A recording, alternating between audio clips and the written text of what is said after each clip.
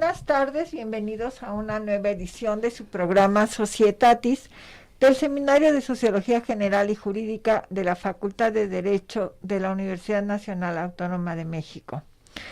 Nuestro reconocimiento y gratitud al doctor Raúl Contreras Bustamante, director de nuestra facultad, a la secretaria general, doctora Sonia Venegas, al secretario técnico de los cuerpos colegiados, el doctor Israel Sandoval Jiménez, del canal Yus Multimedia, a Eduardo y a Rafael que nos apoyan, y del seminario a Pao, Carlos Velasquillo y la maestra Amparo Apolinar, que en conjunto nos permiten tener esta emisión para ustedes.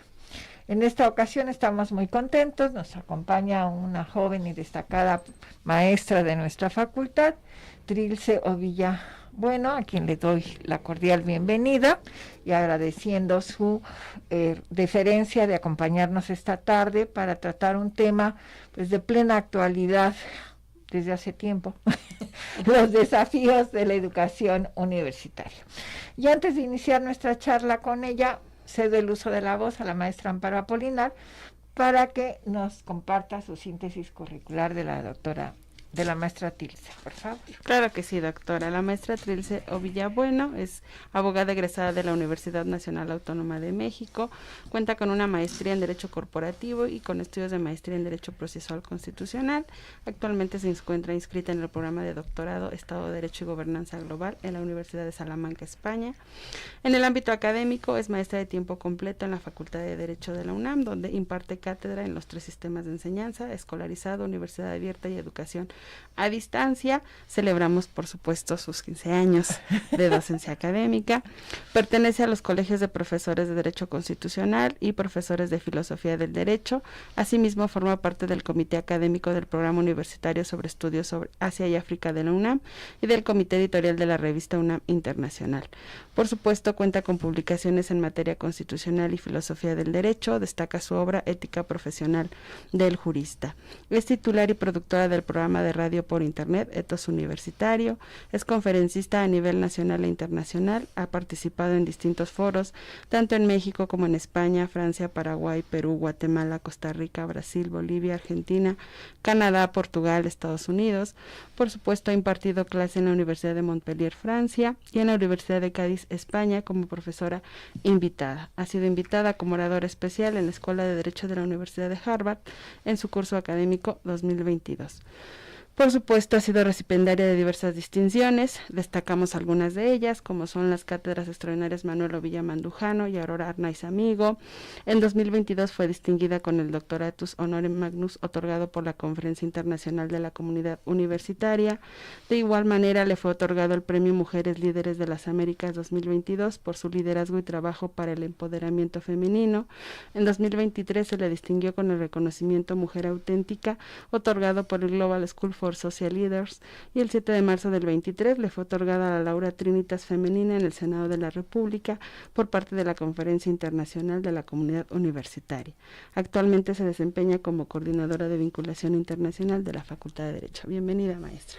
Muchísimas gracias, muy buenas tardes.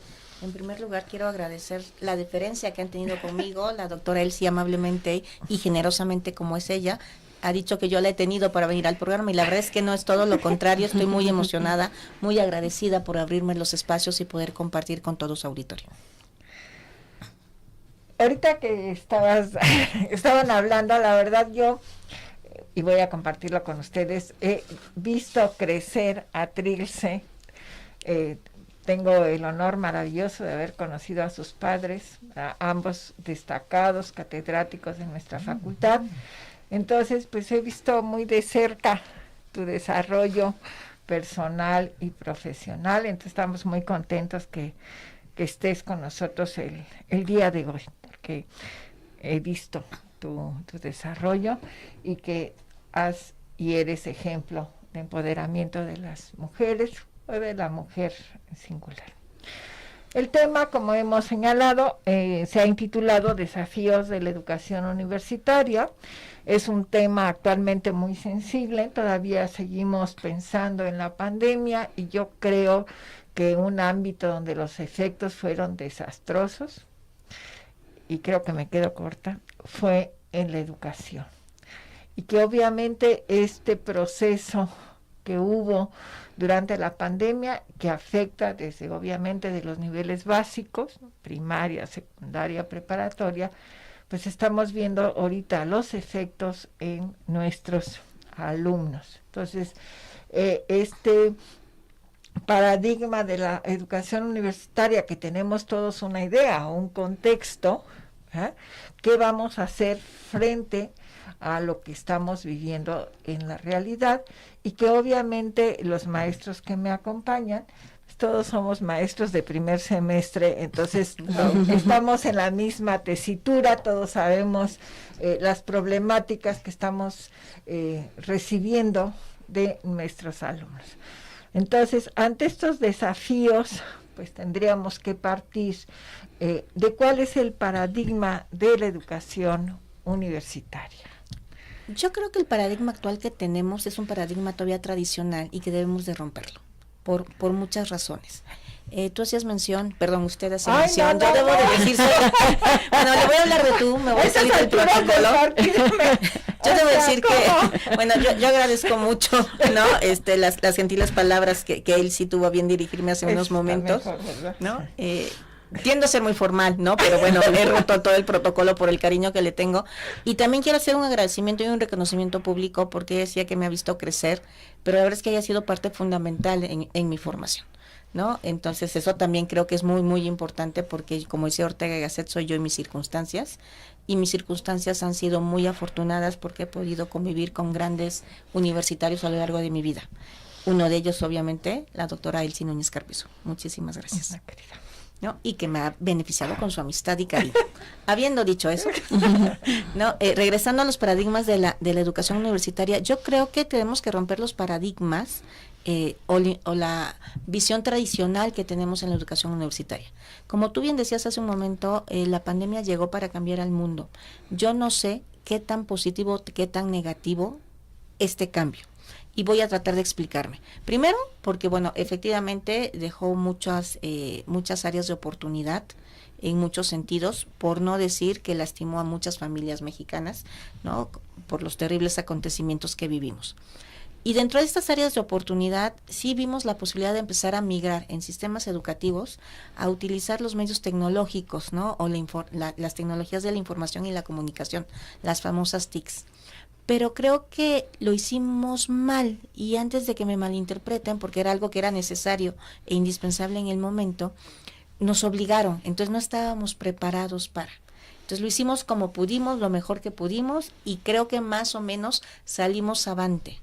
Pero sí necesitamos una planificación muy, muy específica en materia de educación. No es utilizar solamente la tecnología en los procesos de enseñanza y aprendizaje, sino saber cómo la utilizamos y sobre todo para qué la utilizamos. O sea, el migrarnos a aula Zoom no es hablar de un B-learning, no, es simplemente estamos dando una clase a distancia a través de un medio tecnológico, es una videoconferencia, ¿no? No podríamos decir que estamos en esta situación. Y muchos de nosotros en la actualidad todavía somos analfabetas digitales. Yo me sumo, ¿no? O sea, de repente me mandan un documento compartido de Google que puede ser muy elemental para nuestro auditorio, y yo de repente pregunto, ¿y cómo se guarda? No se guarda, o sea, se comparte, ¿no? Y va solito, ok. Pero necesito que me expliquen para poder sacar de esta herramienta todo lo que yo necesito para beneficio de la educación, por poner un ejemplo. Entonces yo creo que tenemos primero que hablar forzosamente de educación mediática, y segundo, de inclusión digital, porque también hay una brecha digital que es muy importante. No todos tenemos acceso a las tecnologías, y aún así cuando tengamos acceso, vuelvo otra vez al punto de alfabetización mediática, no sabemos cómo utilizarla. Ustedes mejor que yo saben, y si no se los comparto para nuestro auditorio, que cuando hablamos del uso de tecnologías tenemos que hablar de 3 etapas que luego las confundimos. Creo que para efectos didácticos y hablar de educación universitaria sí tenemos que separarlas. La primera etapa es cuando empezamos a utilizar aparatos que nos facilitan la vida, ¿no? O sea, cuando usamos, por ejemplo, el teléfono celular como teléfono, como cámara, como grabadora, o sea, nada más es un teléfono que incorporamos y que lo utilizamos. El segundo es cuando empezamos a utilizar las famosas TICs para las actividades que realizamos. Es decir, yo ya uso el teléfono con algunas aplicaciones para realizar determinadas actividades. Y la tercera, que es a donde vamos, a pasos agigantados y que a lo mejor no alcanzamos a visualizar, es cuando ya lo integramos a nuestra vida cotidiana. Y yo pongo un ejemplo, hace poco, y lo dije en otro conversatorio porque me impactó mucho, fui a una tienda y yo andaba ahí pajareando y de repente veo un refrigerador y dije, ay, qué raro que esté el refrigerador aquí, ¿no? Lo voy a ir a ver porque soy chismosa. Y de repente el refrigerador, le picabas un botoncito y se ponía transparente para que tú vieras lo que había dentro del refri, ¿no? Para evitar esto de abrirlo y que se muera un osito polar por el desperdicio de energías, etcétera. O sea, es un refrigerador inteligente. O sea, y de repente me decía, y la leche caduca en 2 días, ¿no? Y ya le falta poquita leche, ¿no? O sea, vaya y compre leche. ¿Quiere que hable al súper para pedirle leche? ¿No? Y yo así de, o sea, este refri me va a alimentar el resto de mi vida. ¡Qué felicidad! Ojo, esto está muy bien, ¿no? O sea, ya lo estamos, o sea, ya no es el refri nada más, ¿no? Ya no es solamente el que el refri me diga qué temperatura tiene o si estoy en modo vacaciones, sino ya lo estoy integrando a mi vida cotidiana. Lo mismo tenemos que hacer en materia de tecnología, en materia de educación, porque forzosamente vamos a emigrar o tenemos que emigrar para allá. Uno de los grandes problemas que tenemos todas las universidades y sobre todo las públicas es que lamentablemente no tenemos el suficiente número de espacios físicos. Ojo, sí tenemos que incrementar estos también, no vamos a decir que no y que la interacción personal es, a mi juicio, cuando menos, lo más favorable para la educación. Pero lo cierto es que tenemos que migrar y que también podríamos generar estos sistemas de enseñanza, blend learning que les llaman actualmente, que son híbridos, ¿no? Pero no solamente es la clase en Zoom, ¿no? Sino es realmente la incorporación de la tecnología. Para lo cual, 1, tenemos que tener acceso a esa tecnología y 2, debemos saber usar esa tecnología, porque de nada me sirve el refri que me platique todo si no sé cómo programarlo, ¿no? Por ejemplo, yo hablo mucho, entonces cuando quieran decir algo, díganme, porque yo me puedo seguir 3 horas sin ningún problema, ¿no? No, en ese sentido, maestra, y que justo me genera la curiosidad, implicaría una infraestructura, ¿no? Correcto. O sea, es decir, tanto de aquellos, pensemos en este caso de la educación universitaria para nuestros alumnos, pero yo creo que especialmente para los profesores, pensando en el ejemplo que usted nos dio en pandemia, ¿no? De repente nos dijeron, te vas a ir a Zoom, pero a lo mejor no tiene una computadora, ¿no? O no la sabía usar, en los casos, ¿no? Entonces, en esas cuestiones de infraestructura, ¿a quién correspondería generar toda esta pauta? Pensando en lo físico, ¿no? Los dispositivos, pero también lo que usted decía, en usarlos, ¿quién va a capacitar? Porque pues nadie nos capacitó, así como que le pedimos ayuda al hermanito menor, al que ya sabía, ¿no? O, pues sí, experimentando, ¿no? Pero ¿a quién correspondería crear esa infraestructura? Yo creo que aquí hay 2 vertientes, si hablamos de educación superior. 1, hay una responsabilidad de políticas públicas del Estado. Y aquí sí debo de decir que están haciendo su parte. A pasos muy lentos, a mi juicio, pero están haciendo su parte. Todas estas conexiones de Internet gratuitas en la Ciudad de México nos hablan de infraestructura. Sin embargo, aquí tampoco debemos dejar de ver que hay casas que no tienen luz, ¿no? Entonces, de nada me sirve el Internet, claro, ¿no? O de nada me sirve tener la antena si yo no tengo un teléfono o un dispositivo inteligente que me permita conectarme. Entonces sí tiene que haber una visualización integral de políticas públicas, de líneas de políticas públicas por parte del Estado. Pero en materia universitaria en concreto le corresponde a la universidad, efectivamente, ¿no? No solamente la infraestructura, en el caso de la UNAM afortunadamente la tenemos, ¿no? Somos de los privilegiados. Pero como bien decían, no sabemos muy bien siempre cómo utilizarla. Yo sí soy de la idea ¿no? Y partir de que debemos, ahora sí que digitalizarnos o morir, ¿no? Casi es una cuestión de evolución.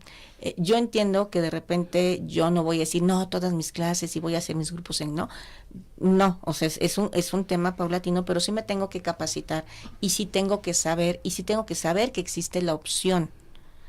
Obvio, también me queda claro que dentro de la libertad de cátedra yo puedo decir, no, a mí me gusta la clase tradicional, porque impartir cátedra creo que también beneficia las habilidades orales y de recepción de los estudiantes. Por eso yo decía al principio, no es usar la tecnología por usarla, es saber para qué usarla y con qué fin la voy a usar. Todos decíamos, somos de primer semestre, ¿no? Nos decían hace ratito, todos vivimos con que el joven esté en el celular. Tú no sabes si está chateando con la novia, si está comprando el súper, o si está revisando lo que estás diciendo, claro, ¿no? O si está adelantando la tarea, ¿no? O sea, no lo sabemos. Y entonces, pues digo, para que yo lo sepa, pues tengo que ponerme a la par con ellos, ¿no? Y, o sea, digo, van a usar el teléfono, pues no, o sea, intégrenlo, porque tampoco soy de la idea de quiten todos los teléfonos, no estoy en un estado, a mi juicio, ¿no? Todavía represor en ese sentido. Sí les puedo decir silencio, no se usa, ¿no? Pero la verdad es que es una herramienta también que podemos utilizar para la enseñanza-aprendizaje. Hemos visto estos juegos didácticos, ¿no? De Kahoot, por ejemplo, que hacen preguntas y se contestan, ¿no? Los escape games, ¿no? Que podemos nosotros diseñarlos, ¿no? Justamente para una actividad de aprendizaje muy específica, el buscar información, ¿no? De repente, oigan, ¿qué dice la ley? ¿No? Ah, pues ahorita le digo, ay, gracias, y ya no cargo 5 códigos, ¿no? O sea, sí tenemos que incorporarlas. Yo sí creo que es una responsabilidad de la universidad y también de los docentes en el sentido que vayamos a cursos de actualización y profundización de conocimientos, porque también es cierto que es un compromiso y la docencia es una pasión, pero también es una responsabilidad, ¿no? Hay que revisar los perfiles de nuestros maestros, no en el hecho de decir, ay, ya que se vayan todos a su casa, si no saben, no, claro, sino en el hecho de, qué es lo que necesitan, ¿no? Porque a veces, sí, yo no entiendo lo por lo redondo, pero porque no me han dicho lo que es un círculo, o sea, si me lo explican, o sea, si me hacen amigable, ¿no? El asunto y me dan la posibilidad, yo estoy segura que si nos hubieran dado clases de Zoom a todos antes, ¿no? Hubiera sido mucho más sencillo, o de módulo, o de cosas que a lo mejor nuestro auditorio dice, son bien elementales para los que nacieron con el chip, ¿no? Pero bueno, yo tuve tele blanco, yo era el control remoto de mi casa, ¿no? O sea, de ve y cámbiale, ¿no? O sea, yo viví con la antena de conejo de muévele para que se vea bien la tele, o sea, hoy se ríen de mí, porque pues en el teléfono y, ¿no? Parece que se va a salir la persona de la nitidez que tiene, ¿no? El avance de la tecnología. Ellos ya nacieron con eso, yo no, ¿no? O sea, entonces hay que irnos modernizando. Bueno, si dices eso, yo soy antidiluviana, pero a este punto iba, y aquí debo decir que la maestra Amparo es testigo. Efectivamente, cuando se dio esta circunstancia imprevista, la universidad ofreció cursos. Por azares del destino, desafortunadamente no nos tocó juntas. Yo estaba en un grupo y a la maestra Amparo le tocó en otro. ¿Cuál fue el problema? Tú comprenderás que obviamente soy nada digital, es decir, soy de las que ni siquiera tenía una computadora en casa. Entonces tuve que adquirir mi computadora. La maestra Amparo, a pesar en esas circunstancias tan difíciles, fue muy generosa y fue a la casa, me la formateó, me enseñó cómo usarla y todo. Y ya jubilosa, entré al curso que nos daban. Es mi experiencia, y la voy a compartir, y eso. ¿Sabes qué pasó en ese curso? Que había juveniles, más que juveniles, y tercera edad o cuarta edad. Entonces se volvió un problema para la maestra, porque obviamente hablaba y había una parte de los que estábamos en ese curso que entendía de maravilla, pero otros nos quedábamos en cara de what, ¿no? Incluida yo. Creo que ese fue un defecto, o sea, tenían que haber hecho cursos para gente juvenil, ¿no? O maestros jóvenes, que sería lo correcto, y otro tipo de cursos para quienes no teníamos esas habilidades. La verdad que lo que sucedió, y lo digo públicamente, la maestra Amparo se convirtió en mi maestra y ella hizo 2 cursos, porque yo iba a mi curso, ella iba a su curso y luego el curso personal que teníamos, ¿no? Creo que ese fue un defecto. Y otro defecto, y que lo he dicho públicamente, creo que una cosa es que yo dé una clase que en ese momento se llamó presencial virtual. Otra cosa es hablar del sistema de universidad abierta y otra cosa hablar de a distancia. Entonces sí, en ese sentido estaría yo contigo, necesitamos capacitación, pero enfocada a lo que queremos, ¿no? Porque pues en ese curso nos pusieron a todos. ¿Cómo fue el criterio para hacer esos grupos? No lo sé, pero jubilosamente, precisamente como no sabíamos, pues nos inscribimos. Pero aparte del problema que tenía la maestra, ¿no? Que yo creo que se jalaba los pelos. Sí, porque era... Es frustrante. Es frustrante porque tenía maestros muy jóvenes, ¿verdad? Y tenía maestros de la 4ª generación o de la 4ª edad. Entonces, claro, lo que nosotros pudimos observar es que no entendíamos nada, ¿no? Entonces la mujer se desesperaba. Entonces creo que sí es importante y señalar estas distinciones, ¿no? Si yo te voy a capacitar a ti, pero tú estás en este sistema presencial virtual, que fue como se le llamó, tú vas a dar clases en universidad abierta y tú vas a dar distancias, porque si no, creo que no estamos capacitando o no se está capacitando adecuadamente. Esto se va a ver muy mal, pero tenemos que ir a un receso y no te voy a dar oportunidad de responder, pero regresamos de inmediato con ustedes. Regresamos con ustedes. En esta ocasión nos acompaña la maestra Trilce Villabueno. Estamos conversando sobre los desafíos de la educación universitaria y como tenemos en mente, hablábamos de este impronta que de repente nos dimos todos en necesidad de ir a los cursos en vías modernas, en las tablets, en los teléfonos, en fin, y que también pues las instituciones educativas, en este caso la universidad, en la medida de lo posible, proveyó con los instrumentos necesarios a los alumnos que no tenían los medios económicos o no tenían estos instrumentos para hacerlo. Y comentábamos, fue de improviso, o sea, de la noche a la mañana, o en menos de 48 horas. Afortunadamente en la facultad existe un buen medio de comunicación con los alumnos que se tiene, y entonces esto permitió que no se perdieran clases, ¿no? Es del dominio público, del conocimiento público, que la Facultad de Derecho fue de las que más aulas tuvo abiertas, en donde no se perdieron días de clase. Seguimos el calendario establecido previamente antes de esa emergencia sanitaria. Sin embargo, ahora ya desde la, entre comillas, tranquilidad que tenemos, más o menos, ¿verdad? Por eso lo pongo entre comillas, no debemos de quedarnos esperando a que nos vuelva a suceder, ¿no? Es decir, ¿qué es lo que está pasando? ¿Qué es lo que va a pasar? Y en este sentido, pues tenemos algunas preguntas de quienes nos favorecen y nos acompañan. Entonces les cedo el uso de la voz a Carlos para que la maestra Trilce nos haga favor de contestarnos estas inquietudes. Gracias, doctora. Específicamente en lo que nos ha estado platicando a lo largo de este programa, maestra, nuestro auditorio tiene especial interés por saber qué ocurre con relación a la educación a distancia, y específicamente tomando en consideración el panorama que nos hace la doctora Elsie favor de esbozar. Nos pregunta Diego Camacho, ¿usted cree que la educación a distancia tuvo alguna buena repercusión en nuestra facultad o en general en toda la sociedad por el poder realizarse tareas desde casa? Yo creo que sí, y es una de las grandes ventajas y de las poquitas cosas buenas que podemos decir de la pandemia, ¿no? Porque permitió democratizar un poco más la educación. Porque si yo estaba en clase tomándola desde mi casa y de repente pasaba un familiar mío que no había tenido acceso a educación superior, pues podía escuchar mi clase, por ejemplo. Entonces también creo que coadyuvó a generar una de las misiones de la universidad, que es el compartir la cultura, en este caso la cultura jurídica.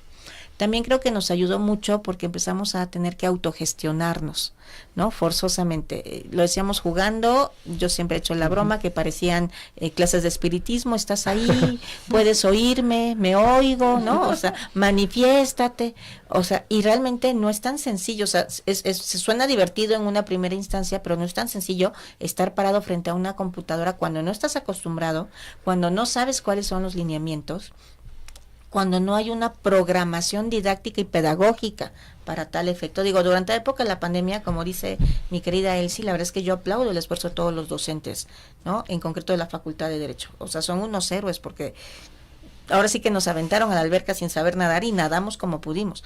Pero ahora ya hay que tener la técnica, ahora sí ya hay que saber cómo nadar. Y sí, voy a regresar un poquito a lo que comentaban de este curso multigeneracional. Yo no creo que sea tan, o sea, efectivamente, sí debe haber habido algún tipo de planificación para que fueran más o menos homogéneos los cursos. Pero yo creo que ahorita la gran ventaja que podríamos tener es que sean presenciales, porque también es muy frustrante cuando es como cuando a mí se me cae el internet y estoy con el técnico y me dice, ¿qué foquitos están prendidos? Le digo, pues es que usted sabe, yo ni sé dónde están los foquitos, ¿no? O sea, venga a mi casa y por favor arréglemelo. Es lo mismo cuando estoy en la clase presencial, yo puedo tener la duda y entonces me podrá decir específicamente cómo irle resolviendo, y todos que somos docentes sabemos aquí que sí tenemos que agarrar a todo el grupo y no dejar a ninguno, por mucho que uno sí hable el mismo lenguaje que yo y el otro que no, o sea, tenemos que ver la forma de jalarlo. En época de emergencia me queda claro que hicimos lo mejor que pudimos, pero efectivamente, como decía Elsie, creo que este es el momento de empezar a ver cómo generamos estas nuevas habilidades y conocimientos, porque además no hay que perder de vista la internacionalización de la educación, y vamos para allá, y la única forma realmente de hacerla es con la internacionalización en casa. Claro. ¿No? Entonces vamos avanzando, pero hazme otra pregunta, porque si no, yo me sigo. Claro que sí, maestra. Tenemos una segunda cuestión que se nos pregunta: ¿cómo podemos, como estudiantes o como institución escolar pública en general, colaborar de manera efectiva para mejorar la calidad de enseñanza a distancia? Uy, qué buena pregunta, y me encanta porque habla de una corresponsabilidad justamente, y me habla de un sentido y espíritu universitario, ¿no? Me encanta quien haya hecho este cuestionamiento. Pues lo primero y lo más sencillo, yo siempre digo que lo más elemental es lo más obvio, pero siempre es lo más eficaz. Estudien. O sea, aprovecho, o sea, soy estudiante, estudio, soy docente, estudio, ¿no? O sea, en nuestra vida cotidiana es estudiar y es aprovechar las herramientas que nos presentan, y sí, colaborar también, ¿no? Para este aprendizaje colaborativo y la construcción de puentes de aprendizaje con las personas que están interactuando conmigo. En el sistema escolarizado, cuando decía el sí presencial virtual, pues era una clase tradicional a distancia. Pero, por ejemplo, en el sistema de educación a distancia, pues trabajamos a través de una plataforma. Y a veces no es tan amigable y a veces tengo mis dudas, entonces también hay que jalar a los demás, ¿no?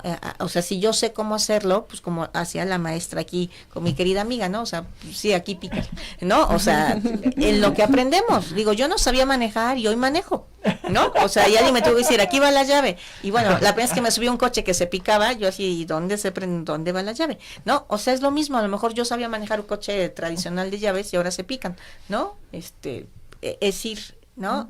Irse sumando a las innovaciones. Yo creo que eso es lo que podrían hacer.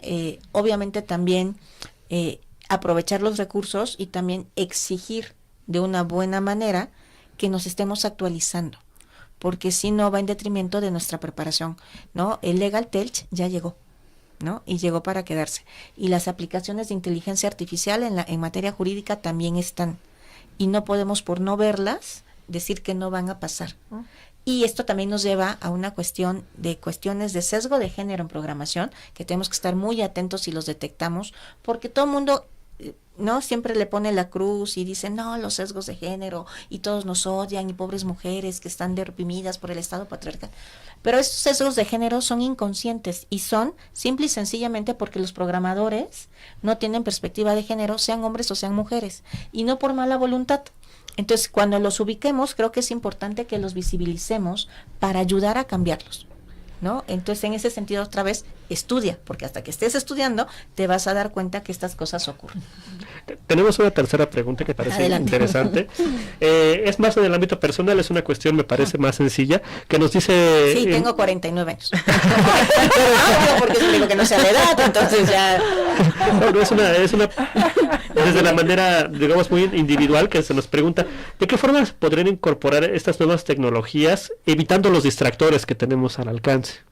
Claro, sí, tomando en consideración de todo lo que puedes tener con una tecnología, incorporando los distractores, ¿no? No, fíjense que el problema, bueno, no es un problema, pero una de las áreas de oportunidad que tenemos en la actualidad ahora es que estamos sobresaturados de información. O sea, nos llega información por todos lados y esta información no siempre es la más oportuna ni verídica. Claro. Y entonces sí tenemos que aprender cómo generar un sentido crítico para aprender a separarla. En este sentido es que yo me imagino que son los distractores, ¿no? Yo quiero hacer mi tarea y me sale el meme, ¿no? Una notificación. Una notificación, ¿no? Hay de notificaciones a notificaciones, de jóvenes también. O sea, hay notificaciones que son prioritarias, ¿no? O sea, ojo con eso, ¿no? O sea, pero... yo creo que volvemos otra vez a la parte esta de autoconocimiento, de autogestión, ¿no? De compromiso. Y yo creo que aquí también es muy importante, vuelvo a insistir, cómo estamos utilizando la tecnología. Si yo soy docente y genero una actividad que sea importante con un objetivo de aprendizaje específico para el alumno, y la diseño bien con medios tecnológicos, yo reduzco en un 90% los distractores, porque si él está haciendo lo que le gusta, o sea, está entretenido, aunque llegue la notificación, no hacemos caso, porque estoy haciendo, o sea, estoy utilizando el teléfono para algo, o la televisión, o la computadora, ¿no? O lo que sea. Yo pongo un ejemplo, la UNAM tiene un laboratorio, Shitle se llama, donde están trabajando con inteligencia aumentada, que no es igual que la virtual, ¿no? Y entonces yo tuve la fortuna y me puse unos lentecitos, y de repente estaba yo caminando en el barco Puma, barco de investigación que tienen, ¿no? Y me asomaba y sí veía el mar, y me hacía para atrás, y luego, ¿no? Caminaba yo así como si estuviera subiendo escaleras, obviamente no había nada. Me dirán los jóvenes, maestra, eso está en los videojuegos hace 30 años, pero yo soy de otra generación, ¿no? Ojo, si yo genero algo como esto, y ustedes miran, no, maestro, o sea, pues me está hablando de un laboratorio de la UNAM, ¿no? No, o sea, hay aplicaciones donde yo puedo generar modelos dimensionales. Entonces, si yo me tomo la molestia de hacerlo una vez como docente, pues ya lo tengo preparado para mi clase, ¿no? Y obviamente al alumno le va a llamar mucho la atención y va a querer incorporarse, ¿no? A ese modelo, por poner un ejemplo. Mira, entonces no sé si respondí. Estaba yo pensando muy bien en esto, ¿no? No tengo que repetir, soy de otra generación. Pero aquí, ahorita que estabas conversando esto, me viene obviamente la idea de Sartori. Claro. O sea, se nos están convirtiendo en visuales, y por ejemplo en el caso de nuestra actividad profesional, pues es leer desde el primer día que ingresas a la facultad hasta el último día que vas a hacer tu ejercicio profesional. Sí siento que se están visualizando, ¿no? Sí, lo que Sartori dice, vamos en retroceso porque ahora las personas ya no reflexionan y ya no se fijan, y etcétera, ¿no? Les das 10 hojas a los alumnos y dices, ay, ¿cuánto quiere que lea, no? O sea, oigan, yo estudié en el libro de Margadán, en el libro de Recasens, que tienen 500 hojas. Y letra chiquita. Y letra chiquita, veíamos bien en esa época, y nadie ponía en tela de juicio, ¿no? Ahora les das 10 hojas y te dicen, ay, maestra, 10 hojas, o sea, ¿cómo va a ser? ¿Qué hacer ante esto? ¿Cómo podemos hacer un equilibrio? Que una realidad es que, insisto, en nuestra profesión hay que leer toda la vida, ¿verdad? ¿Qué hacer ante estos jóvenes que se están convirtiendo o ya son totalmente visuales? ¿Cómo poder compensar se me fue la palabra, cómo entrelazar estas dos posibilidades reales que tenemos, ¿no? Yo creo que podemos generar varias líneas estratégicas al respecto. La primera y la más importante, y voy a sonar a mi generación, es predicar con el ejemplo. O sea, yo no puedo pedirle a los jóvenes que lean si yo no leo, ¿no? Es así de sencillo. Y ellos se dan cuenta. Los docentes somos modelos inspiracionales. Ese es nuestro gran privilegio, pero también el gran riesgo que corremos, porque también pueden cooptar las cosas que no deben de hacer, ¿no? Por eso siempre tenemos que ser como muy probos en nuestro actuar como docentes. Eso es lo primero. Y yo siempre les digo que tenemos que romper también, hablando de paradigmas, con todo un sistema de enseñanza tradicional, ¿no? Y que mi mamá decía que ya no eran lagunas, sino mares, ¿no? Porque, bueno, hay algunas deficiencias que nosotros lamentablemente no podemos subsanar todas, aunque queramos, ¿no? Porque es todo un sistema educativo. Pero yo sí creo que podemos incitarlos a que lean, y yo siempre les digo, lean todo lo que les caiga, o sea, la cajita del cereal, o sea, ¿no? Cuando están desayunando, o sea, cuando van en el metro, pónganse a leer los anuncios, cuando están en la fila del súper, agarren la revistita de notas amorosas y léanla, porque al fin y al cabo es lectura, y poco a poco te vas acostumbrando a leer, ¿no? O sea, lo vas haciendo un hábito. Sabater nos decía que, yo una vez vi una conferencia de Sabater que me llamó mucho la atención, porque si es que yo no entiendo por qué los jóvenes ya no les interesa nada.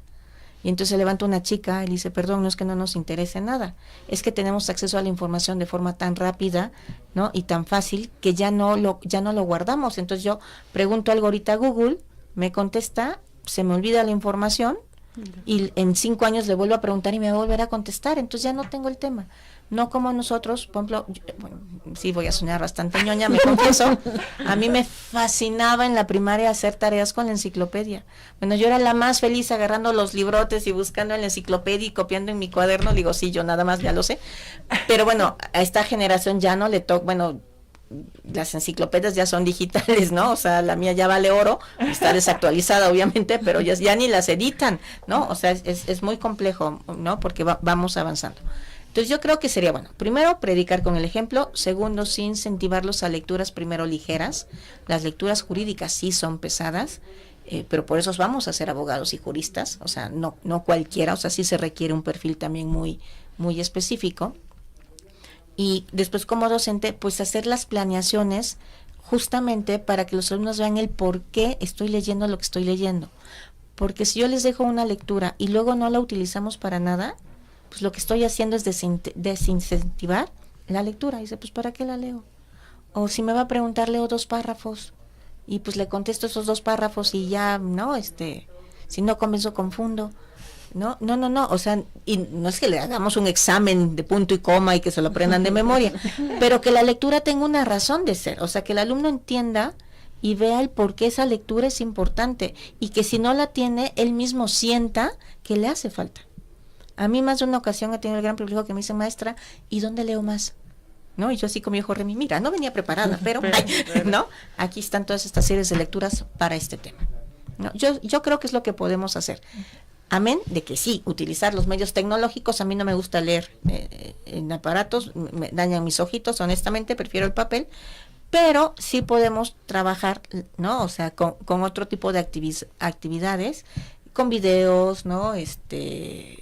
Con aplicaciones, con estos jueguitos, ¿no? De pregunta-respuesta, y poco a poco, vuelvo a insistir, vamos generando esta inercia para que quieran seguir leyendo. Sí, en este sentido, justo para equilibrar un poco esta parte, porque una de las cuestiones que muchos alumnos dicen, no, es que los libros no traen dibujitos, ¿no? Porque justo lo que decían, ya son visuales, ¿no? Y entonces, pues en estos esfuerzos muchas editoriales empezaron a sacar libros como estilo historieta, como por ejemplo Simón de Beauvoir, las de Carlos Marx, Hegel. Entonces, yo creo que sí, o sea, al final es como tratar de equilibrar, de decir, ni tanto al modelo tradicional, digo, hay cuestiones que son muy rescatables en esta cuestión de fomentar el pensamiento crítico a través de la lectura, pero sí ejemplificarlo, ¿no? Y que ahí la tecnología pues es una gran herramienta de decir, bueno, ¿cómo vas a aplicar esta lectura o estas ideas que tú leíste en una situación de un caso concreto, ¿no? Yo creo que ahí la tecnología pues nos podría, porque podemos jugar con las variables, ¿no? Y que de alguna manera pues ellos vayan en este sentido también, no rompiendo decir, no, ya todo fuera lo tradicional, ¿no? Ahora muy tecnológico, sino decir, bueno, hay ciertas ideas que podemos rescatar, ¿no? Al final hay que mediar. Y bueno, se nos quedaron infinidad de cosas, pero bueno, tendremos oportunidad en un futuro cercano de volvernos a reunir. Mil gracias, querida Trilce, por estar hoy con nosotros, y a ustedes que nos acompañaron, toda nuestra gratitud.